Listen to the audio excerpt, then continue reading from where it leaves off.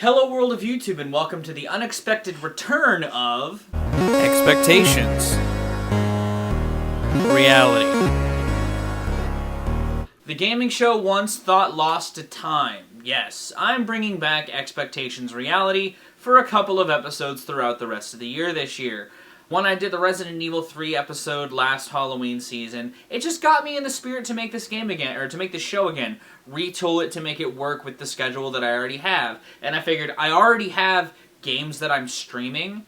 I've been very regular this year about streaming. I've been having a rotation. It's been a very healthy rotation. Even this morning, I streamed for a couple of hours and I tried out a new show format that I think worked really well surrounding multiplayer games. Plus, in the instance of me doing year-end wrap-up lists, it would also give me a good focal point to talk about some of the games that I talk about on this show if they truly impressed me. And I figured, why not in a better place to come back with a new season of this show than by going into a franchise that I talk about a lot on the channel, Pokemon, and a game that I've already mentioned in a few videos, Pokemon Snap, with the sequel that just came out not too long ago, New Pokemon Snap, which is going to be the subject of today's episode of Expectations Reality. Now, for those who don't know how the format of the show used to go, I would make a video a couple of months prior to beating a game, talking about my expectations of a game prior to playing it, before actually sitting down to play it and doing a review later on down the line. I did 3 games at a time, and I would stream the games to show my progress. However,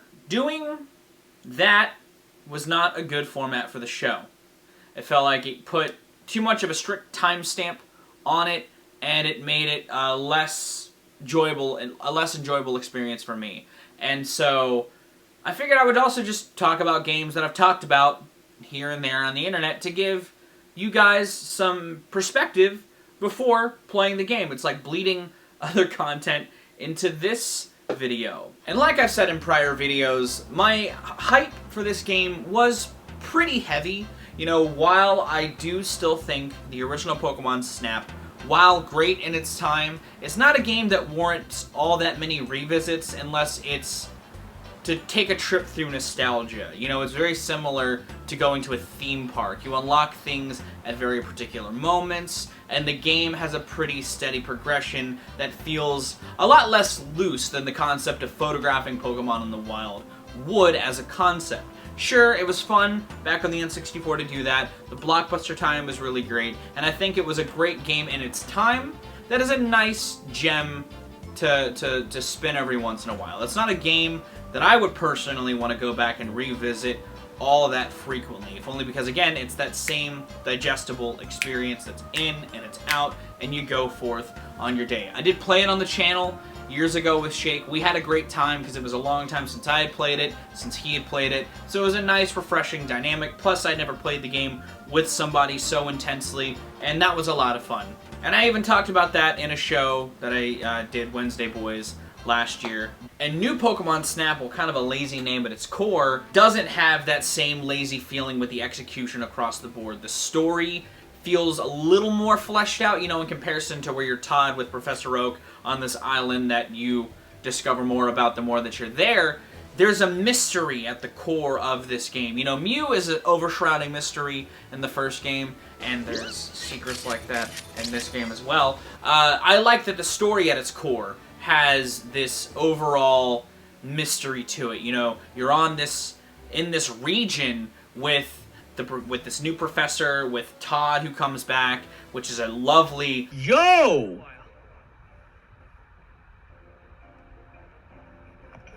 That's the guy from the first game! Little treat that happens early on, not right in the beginning, but when he shows up, it's a nice hit of nostalgia when you need it, and the other assistants to really find out what's going on with this island. You know, I like the fact that the Luna balls, or the luminous balls, really tie into the story as well, because these flowers on the island, these crystal bloom flowers, seem to tie into that mystery, and I like how continuing to comb through the island unlocks more of the mystery, unravels it. And while I could see people being upset that the Pester balls are gone in this game, I actually think the Lumina balls add more dynamics because it can have a variety of effects across all of the Pokemon in the game, and I like how even to unlocking a lot of the late game content, it boils down to you experimenting with those luminous balls to see what you can get Pokemon to do, and I appreciate that a hell of a lot. I think that it's a cool mechanic that, again, expands upon the foundations of what Pokemon Snap started off as. You know, while I wish there were more instances where you use the Luminous Balls to unlock other aspects of the game, I feel like it's still there in smaller pockets, that is still refreshing to see. I like that while the food is back in this game, it feels like a different experience.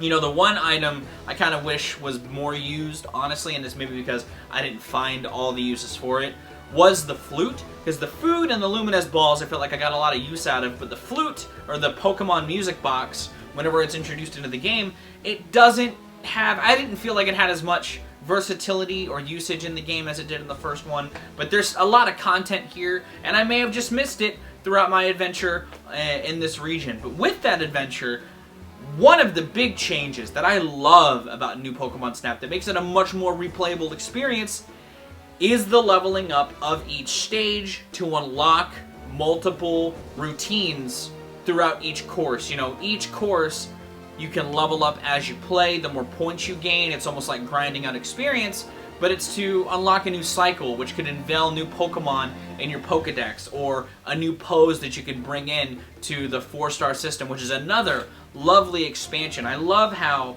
they created multiple different styles to take one particular Pokemon's photo in. It made retaking pictures more fun because you had to unlock the different styles. I don't know, man. There's just a lot at the core of this game that I feel like really makes it feel more like a wild, vibrant exploration through natural Pokemon habitats. You know, the tracks, the fact that the tracks aren't specifically there to, there's just little visual changes that I feel like add a lot more charm to. You know, I was talking to one of my friends about this game, and they mentioned the Illumina Pokemon sections, which are almost like little boss battle sequences for an area. You know, it has a special big Pokemon that you can only take pictures of with the Lumina balls at very specific points, or you need to like hit it at a certain time to make it capturable on film. It's taken the Mew sequence from the end of Snap 1 and adding it multiple times in the adventure, which I feel like makes the finale that much more pertinent, because the finale has you using the Lumina balls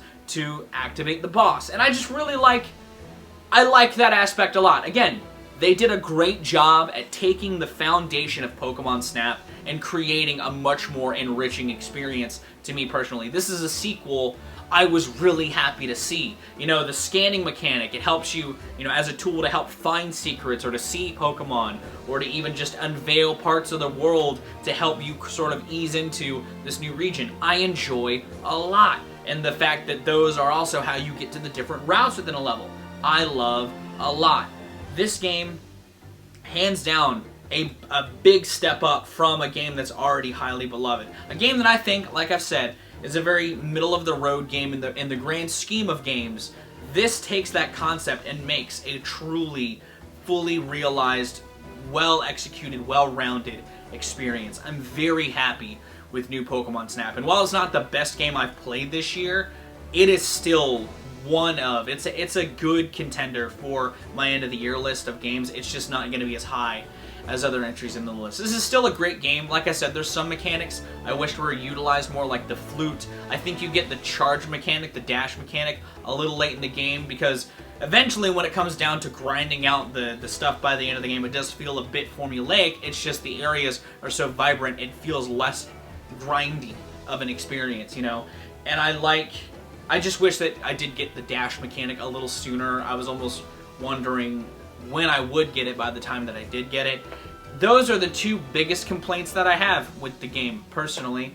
You know, I feel like this game is definitely one to comb through if you do get it. While it is a fun, casual experience, I feel like it is a very rewarding experience for those as well that want to dig a little deeper into it. And I like this a lot.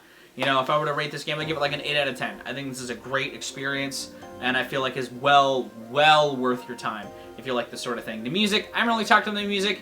The music in this game is fine. I feel like some of the tunes in the original might be a little more memorable, but I do like some of the songs in this game well enough. I think that they're good. I just don't think that they hit me quite as hard as other entries in, or other songs from other Pokemon games especially, but in comparison to the first Pokemon Snap, it's also not as memorable to me. There's no like the main theme, Oak's Lab, you know, the the picking the picture song, none of that in this game hit as hard as it did in the first game. But this is still great experience all around. And that's my thoughts on Pokemon's. And that's my thoughts on New Pokemon Snap. What did you think about this game? Did you like it? What was your favorite experiences of this game if you have played it?